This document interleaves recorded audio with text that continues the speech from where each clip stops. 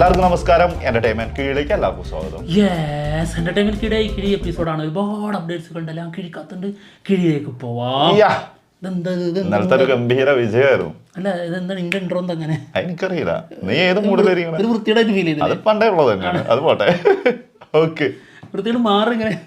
അത് കുറച്ച് ബുദ്ധിമുട്ടാ. അങ്ങനെയല്ല, നീ ചെയറെടുക്ക്, എന്റെ അപ്പുറത്തെ റൂമിൽ പോയിരിക്കുന്നത്.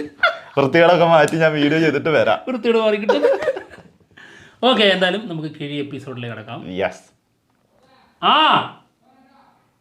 എന്റെ ഉണ്ട അങ്ങോട്ട് പോയാ പോരെ. പട്ടിത്തീട്ടമേ,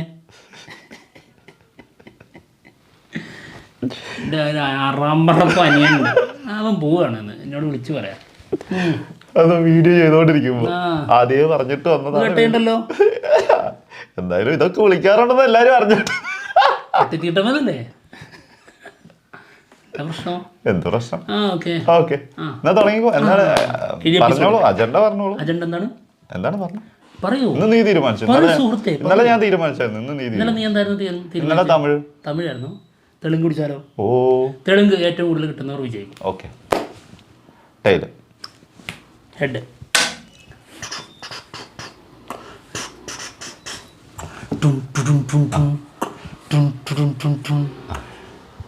അതേതാ? ഏതാ ബീറ്റ് ചെയ്തിന്റെ സോങ്?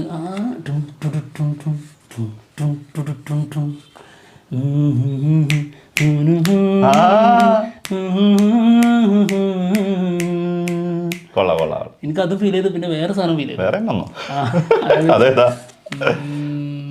ഒരു പൂവിതളിലല്ലാതെ മാനത്തെ കൊട്ടാരത്തിലുള്ള പാട്ടില്ലേ? മാനത്തെ കൊട്ടാരത്തിൽ. ആ, ശരിയാണല്ലോ. ഏതാ? എല്ലാരും വന്നിട്ടുള്ള പാട്ടേ. ആ, മനസ്സിലായി. ഖുഷ്ബു, സുരേഷ് ഗോപി ഒക്കെ വന്നിട്ടുള്ള.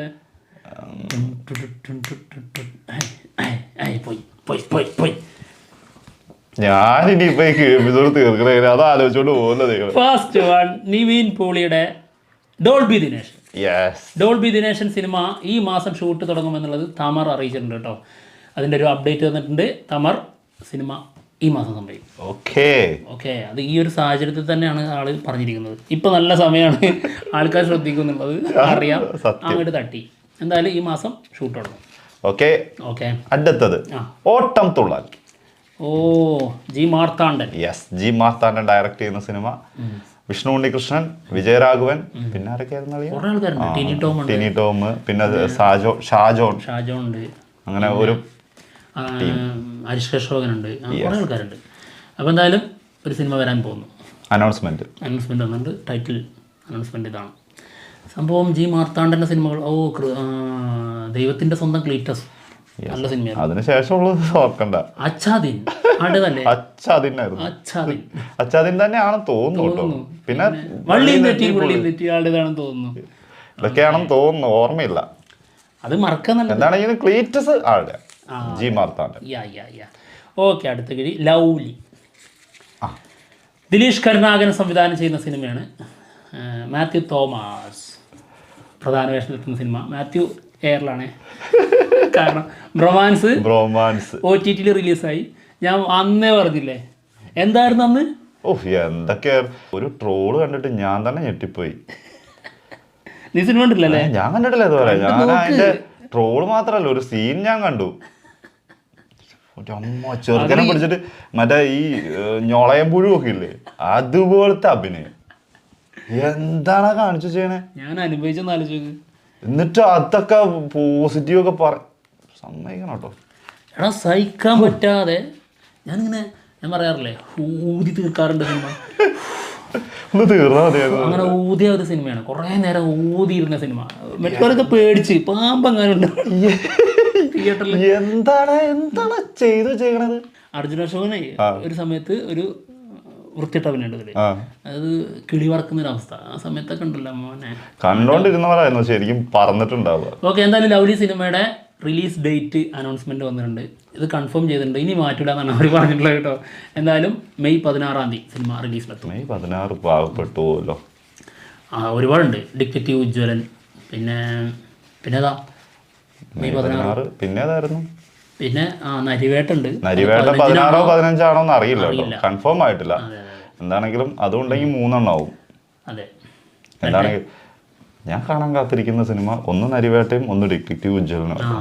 രണ്ടും നരിവേട്ട ട്രെയിലർ കണ്ടു കഴിഞ്ഞപ്പം പൊളിക്കണം എന്ന് തോന്നി. എന്തായാലും അടുത്ത കിഴി തുറന്നിട്ടുണ്ടായിരുന്നു സ്പിരിറ്റ് സിനിമയില്. എന്താണ് സ്പിരിറ്റ് ആണല്ലോ, ഞാനൊക്കെ വിട്ടിരിക്കുന്നു കേട്ടോ. സ്പിരിറ്റ് ദീപിക പദുക്കോൺ നായികയായിട്ടെത്തും എന്നാണ് പറഞ്ഞിട്ടുള്ളത്. ഒക്ടോബറിൽ സിനിമയുടെ ഷൂട്ട് തുടങ്ങും. ഓക്കെ. സന്ദീപ് റെഡ്ഡി വാങ്ക സംവിധാനം ചെയ്യുന്ന സിനിമ, പ്രഭാസ് നായകനാവുന്ന സിനിമ. ഓക്കെ. അടുത്ത കിഴി തുടരും സിനിമയുടെ തമിഴ് റിലീസ് മെയ് 9 സംഭവിക്കും. ഓക്കെ. തമിഴിൽ ഇനി വരാൻ പോവാണ്. എനിക്ക് തോന്നുന്നു ഇതെല്ലാം കൂടി ഒരുമിച്ച് ഒറ്റ ഡേറ്റിൽ റിലീസ് ചെയ്തായിരുന്നെങ്കിൽ. അല്ല, ഇപ്പൊ ഇതാ നല്ലത്. കാരണം ഇത് കേട്ടറിഞ്ഞിട്ട് ആൾക്കാർക്ക് എന്തായാലും കാണാൻ ഒരു ക്യൂരിയോസിറ്റി ഉണ്ടാവും. അതും ഉണ്ടാവും. പിന്നെന്താണെന്നറിയോ, പിന്നെ എല്ലാ ഭാഷയിലും ഇറക്കിക്കോ. റീമേക്ക് പോകൂലല്ലോ. അത് ഓർക്കുമ്പോഴാണ് ഒരു സന്തോഷം. എന്നാലും ചെയ്യുന്ന ടീമുകളും ഉണ്ട് കേട്ടോ. അതെ. അടുത്തത് GBU ഗുഡ് ബാഡ് അഗ്ലി സിനിമയുടെ OTT റിലീസ് നെറ്റ്ഫ്ലിക്സിൽ മെയ് 8. ഇത് നീ കണ്ടിട്ടില്ലല്ലോ. OTT വരുമ്പോ കണ്ടോ? ഞാൻ കാണണമെന്ന് എനിക്ക് തീരെ ആഗ്രഹമില്ല. റെട്രോ സിനിമയുടെ റിവ്യൂ വന്നു. അത് പലരും പല അഭിപ്രായങ്ങൾ പറഞ്ഞു. സോഷ്യൽ മീഡിയയിലൊക്കെ ഭയങ്കരമായിട്ട് അഭിപ്രായം പറയുന്നു, കമൻസ് വരുന്നു. നമുക്ക് GBUവിന് വിളയാട്ടം മാത്രം മതി. ലോജിക്ക് വേണ്ട, സ്ക്രിപ്റ്റ് വേണ്ട, സ്റ്റോറി വേണ്ട, ഒന്നും വേണ്ട. തലയുടെ വിളയാട്ടം. തളയുടെ വിളയാട്ടം. അതായത് തളയുടെ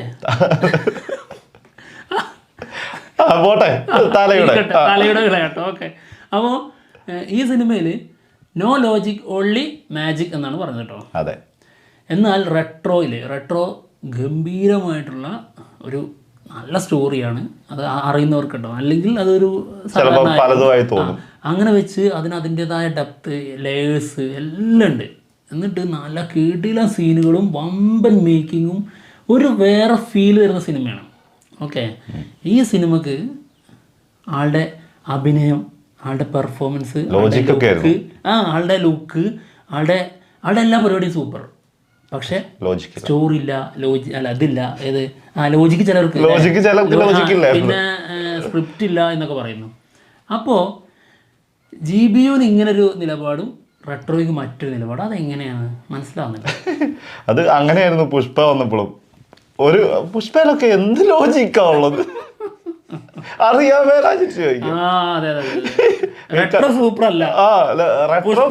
പുഷ്പ അടിപൊളി, റെട്രോ വളരെ. നിങ്ങൾ തിയേറ്ററിൽ എക്സ്പീരിയൻസ് ചെയ്യൂ. അത് ശരിയാണ്, അത് അങ്ങനെ കാണണം. അങ്ങനെ പറയുന്നു. ഇല്ല, അങ്ങനത്തെ സിനിമയല്ല. അതിനേക്കാൾ എത്ര ബെറ്റർ സിനിമയെന്നറിയോ. പിന്നെ അത് ഗുഡ് ബാഡ് അഗ്ലി സ്വന്തമായിട്ടൊരു അസ്തിത്വം പോലും ഇല്ല. ഒരു സിനിമക്കൊരു മൂഡ് ഉണ്ടാവില്ലേ, നമുക്കൊരു അസ്തിത്വം ഉണ്ടാവില്ല, ഒരു ഐഡന്റിറ്റി, അതില്ല. എല്ലാ സിനിമകളിലെയും മിക്സ് എന്നാണ് കേട്ടത്. ഞാൻ കണ്ടിട്ട് ഞാൻ തന്നെ ഇപ്പൊ കിഴിയെടുത്ത് പറയടേ. അല്ല, പറഞ്ഞില്ലേ ഇപ്പൊ GBU. അടുത്തത് മരണ മാസ്. ബേസിൽ ജോസഫ്, അതായത് വീക്ക്ലി സ്റ്റാർ ബേസിൽ ജോസഫ് നായകനാവുന്ന സിനിമ OTT വരുന്നുണ്ട്. സോണി ലീവിലാണ് വരുന്നത്. എന്താണെന്നറിയോ, മെയ് 15. ഓക്കെ, വരട്ടെ. മരണമാസം വരും. അതായത് നമ്മുടെ GBU അതിൽ വരുന്നത് നെറ്റ്ഫ്ലിക്സിൽ പറഞ്ഞായിരുന്നു മെയ് 8. അത് പറഞ്ഞായിരുന്നു. അടുത്തത് എടുത്തായിരുന്നു കേട്ടോ. ഐ ആം ഗെയിം സിനിമയില് കതിർ ഓൺ ബോർഡ് ആയിട്ടുണ്ട്. അതുപോലെ തന്നെ നമ്മുടെ കില്ലിലെ വില്ലൻ പാർത്ഥ് തിവാരി ആളും ഓൺ ബോർഡ് ആണെന്നാണ് കേൾക്കുന്നത്. ഒഫീഷ്യലി വന്നിട്ടില്ല കേട്ടോ. ഒഫീഷ്യലി വരുമായിരിക്കാം. ഒരു 1.5 ഗെയിം ആവട്ടെ. പൊളിക്കുകയെ. പക്ഷെ ഭയങ്കര ഡിഫിക്കൽട്ടായിട്ടുള്ള, പറഞ്ഞു ഫലിപ്പിക്കാൻ ഭയങ്കര ബുദ്ധിമുട്ടുള്ള ഒരു സ്റ്റോറിയാണ്. അത് അവര് അതിൻ്റെ ഇടയ്ക്ക് ഒരു പറഞ്ഞായിരുന്നു. അതായത് ഒരു അല്ലേ, മറ്റേ ഇതുപോലെ എന്താ പറയാ, പല ജോണർ ഒരു മിക്സ് ആണ്. പക്ഷെ അത് കേൾക്കുമ്പോ ഇങ്ങനത്തെ സംഭവങ്ങൾ കേൾക്കുമ്പോൾ ഇത് എങ്ങനെ പ്രേക്ഷകരിലേക്ക് എത്തിക്കും എന്നുള്ളതാണ് നമ്മുടെ കൺഫ്യൂഷൻ കേട്ടോ. ചിലപ്പോൾ അവർ കണ്ടുവച്ചിട്ടുണ്ടായിരിക്കാം. അതെ. എന്നാ അത് നമ്മൾ കാണാത്തൊരു കാഴ്ച നമുക്ക് കാണിച്ചു തന്നാൽ നമ്മൾ ഞെട്ടും ഉറപ്പായിട്ടും. കാരണം അങ്ങനത്തെ സ്റ്റോറിയാണത്. ഫസ്റ്റ് ലുക്ക് തന്നെ ഉണ്ട് കേട്ടോ അതിന്റെ സ്റ്റോറി. തീർച്ചയായിട്ടും അത് കണ്ടവർക്ക് മനസ്സിലായിട്ടുണ്ടാവും. നമുക്ക് ഓപ്പൺ ആയിട്ട് പറയാം, ഞങ്ങൾക്ക് കോളൊന്നും ഉണ്ടായിരുന്നു. അതായത് ഫസ്റ്റ് ലുക്ക് അനൗൺസ് ചെയ്യുന്നതിൻ്റെ തലേ ദിവസം ഇതിന് അനൗൺസ്മെൻറ്റ് പോസ്റ്റർ ഒന്നുമില്ലേ, അപ്പോൾ അതിൻ്റെ വീഡിയോ ഞങ്ങൾ ചെയ്തു. അപ്പോൾ അതിനുശേഷം നമുക്ക് കോൾ വന്നു. ഇത് വേഫറിൽ നിന്നല്ല വന്നിട്ടുള്ളത്, ഇതിൻ്റെ എഴുത്തുകാരനാണ് വിളിച്ചത്. അങ്ങനെ സംഭവങ്ങളുണ്ട് ഇതാണ് എന്നൊക്കെ പറഞ്ഞു. പക്ഷെ നിങ്ങൾ ഇതിൻ്റെ ഡീകോഡ് ചെയ്യുന്ന സമയത്ത് അറിയുന്നത് നമ്മൾ വിളിച്ച് പറഞ്ഞാലൊന്നും പേടിച്ചിട്ടാണ് അവർ വിളിച്ചത്. കാരണം നമുക്ക് അറിയാമെന്നേ ഞങ്ങൾ പറയാറുള്ളൂ, ഞങ്ങൾ പറയാറില്ല. അതെ അല്ലേ, നമ്മൾ അങ്ങനെയല്ലേ പല കാര്യങ്ങളിലും അങ്ങനെ തന്നെയാണ്. നമ്മള് മറ്റുള്ളവർ പറഞ്ഞു കഴിഞ്ഞതിന് ശേഷമാണ് നമ്മൾ വന്നിട്ട് പിന്നെ പറഞ്ഞു പോകാറുള്ളത്. സോഷ്യൽ മീഡിയയിൽ ഇത് കാണുമ്പോൾ മാത്രമേ പുറത്ത് വന്നു എന്ന് അറിയുമ്പോഴേ ഞങ്ങൾ പറയാറുള്ളൂ. അവർക്കൊരു പേടി നമ്മൾ പറഞ്ഞു പോകുമോ എന്ന്. കാരണം അവർക്ക് അറിയാം, ഇത് അവർക്കേ അറിയുള്ളൂ ഇത് ഞങ്ങൾക്ക് അറിയാമെന്നുള്ളത്. അതിന് കാരണം ഇതിൻ്റെ വേറൊരു സ്പെഷ്യൽ വീഡിയോ ഞങ്ങൾ അതിന് മുൻപോട്ടുണ്ടായിരുന്നു. അതിൻ്റെ തമ്പനയിൽ അതെല്ലാം വ്യക്തമാണ്, ഫുൾ കഥ അതിലുണ്ട്. അപ്പോൾ അവർക്കറിയാം, ഞങ്ങൾക്ക് നന്നായിട്ട് അറിയാം, അല്ലാതെ വെറുതെ തള്ളല്ല എന്നുള്ളത് അവർക്ക് നന്നായിട്ട് അറിയുന്നതുകൊണ്ടാണ് ഞങ്ങൾ കോൾ ചെയ്തത്. അപ്പോൾ ഞങ്ങൾ പറഞ്ഞു ഞങ്ങൾ പറയാറില്ല, അപ്പോൾ നിങ്ങൾക്ക് ഡീകോഡ് ചെയ്യാനുള്ളതൊക്കെ ഉണ്ട്, സംഭവം എല്ലാ സപ്പോർട്ടും വേണമെന്നുള്ള രീതിയിൽ പറഞ്ഞ് നല്ല മാന്യമായിട്ട് തന്നെയാണ് വെച്ചത് കേട്ടോ. ഓക്കെ, അപ്പോൾ എന്തായാലും അയാം ഗെയിം തകർക്കട്ടെ, നമുക്ക് പേടിയുണ്ട്, ഗംഭീരമാവട്ടെ. ഓക്കെ, അടുത്ത കിഴി ഞാൻ എടുത്തായിരുന്നു അല്ലേ, ഒന്നുകൂടി നോക്കാല്ലേ. എടുത്തു, പക്ഷെ ഓർമ്മ ഇട്ടണല്ലോ. കൂലി സിനിമ ഫുള്ള് കണ്ടു എന്നുള്ളതാണ് നമ്മുടെ അനിരുദ്ധ് പറഞ്ഞിട്ടുള്ളത് കേട്ടോ. ഫുള്ള് കണ്ടു, ഗംഭീരമാണ്, സൂപ്പറാണ്, ഞാൻ ഭയങ്കര എക്സൈറ്റഡ് ആണെന്നുള്ളതാണ് അവിടെ പറഞ്ഞിരിക്കുന്നത്. സിനിമ റിലീസ് എന്നായിരുന്നു? അതിന്റെ റിലീസ് ഡേറ്റ് വന്നായിരുന്നു 14-ാം തീയതി. 14-ന്. മോനെ പൊളിക്കൂലേ, ഭയങ്കരമായിട്ടുള്ള ക്ലാഷാണ് സംഭവിക്കാൻ പോകുന്നത്. ഇന്ത്യ കണ്ട ഏറ്റവും വലിയ ബിഗ്ഗസ്റ്റ് ക്ലാഷ്. വാർ 2-ഉം ജയിലർ 2 കൂലി എന്തോ ഒരു കഷ്ടമാണത്. എന്റെ കൂടെ വരുന്നുണ്ടല്ലോ, അത് മതി. ഇരുന്ന് ഇങ്ങനെ തെറ്റിക്കല്ലേ. ഞാൻ വിചാരിച്ചു എനിക്ക് മാത്രമേ വരുന്നു. ഞാൻ ജയിലർ 2 പറഞ്ഞു, അതുപോലെ തന്നെ അത് പറഞ്ഞു. അടുത്തത് ജിതിൻലാൽ നെക്സ്റ്റ്. സിനിമയുടെ സ്ക്രിപ്റ്റ് റീഡിങ് നടന്നുകൊണ്ടിരിക്കുന്നതിൻ്റെ ഒരു പിക്ക് പങ്കുവച്ചിട്ടുണ്ട്.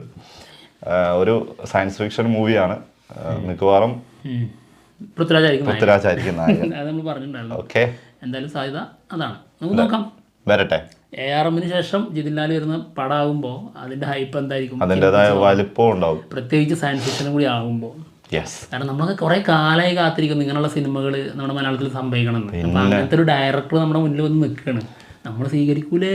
തീർച്ചയായിട്ടും, അതും അജാതി ഒരു ഹിറ്റ് തന്നൊരു ഡയറക്ടർ. അതെ, 100 കോടി ആദ്യത്തെ പടം തന്നെ, ഫസ്റ്റ് സിനിമ തന്നെ 100 കോടി. എന്തായാലും കാത്തിരിക്കാം. ഓക്കെ, അടുത്ത കിഴി. 1-0 നീ ജയിച്ചു നിൽക്കല്ലടാ. ശരിയല്ല, ഞാൻ ആ കാര്യം മറന്നു പോകുന്നുണ്ട്. നീ അത് മറന്നോ? ഗെയിമിലേക്ക് ഓൺ ആവട്ടെ. നീ അത് മറന്നോ? പക്ഷെ അപ്ഡേറ്റ് മറക്കല്ലേ. അപ്ഡേറ്റ് മറന്നു പോകുന്നു, അതും മറന്നു പോകുന്നുണ്ട്. എനിക്ക് എന്തോ പറ്റിയിട്ടുണ്ട് കേട്ടോ കാര്യം. No problem bro. അടുത്തത് സൂര്യ 45. പരാജയം അപ്പോൾ ഉറപ്പിച്ച്, തെളിവ് കിട്ടിയില്ല. സൂര്യ 45 ദീപാവലി റിലീസായിട്ട് പ്ലാൻ ചെയ്യുന്നു എന്നുള്ളതാണ് കേൾക്കുന്നത് കേട്ടോ. Okay, September or October.